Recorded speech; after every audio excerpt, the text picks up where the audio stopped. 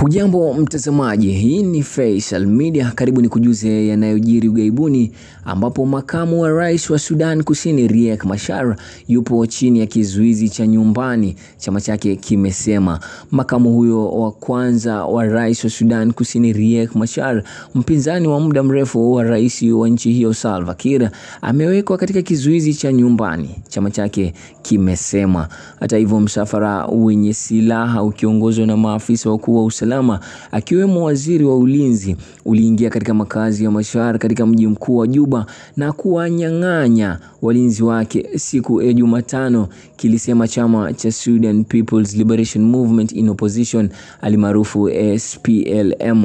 Hata hivyo, kitaalamu Daktari Machar yuko chini ya kizuizi cha nyumbani, lakini maafisa wa usalama walijaribu kumchukua awali. Riyadh Muochtanga, mwenyekiti wa kamati ya uhusiano wa kigeni wa chama hicho, alisema serikali bado haijazungumza chochote. Hata hivyo, Umoja wa Mataifa umekuwa ukionya kuwa Sudan Kusini iko kwenye ukingo wa kurejea kwenye vita vya wenyewe kwa wenyewe kufuatia kuongezeka kwa mzozo kati ya Machar na rais ambao umeendelea kwa wiki kadhaa sasa.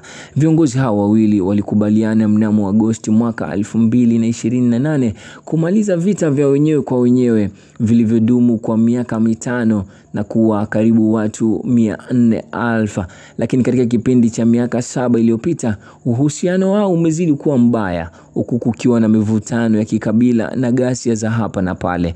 SPLM alimaarufu Sudan's People Liberation Movement in Opposition ilisema Machar alizuiliwa pamoja na mkewe Angelina Teny, ambaye pia ni waziri wa mambo ya ndani wa nchi hiyo. Hati ya kukamatwa iliwasilishwa kwake chini ya mashtaka ambayo hayakueleweka, Tang alisema katika taarifa, akiita hatua hiyo ukiukaji wa wazi wa katiba na mkataba wa amani uliohuishwa. Kukamatwa kwa makamu wa kwanza wa rais bila kufuata utaratibu kunadhoofisha utawala wa sheria na kutishia utulivu wa taifa, aliongeza Tang. Ni hayo mtazamaji ambayo tumeendelea kukuandalia. Jiunge nasi tena. Mimi naitwa Festo Mdogo, the last one.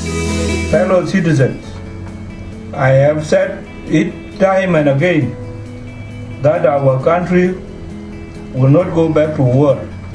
Let no one take law into their hands. The government which I lead will handle this crisis. We will remain steadfast in the path of peace.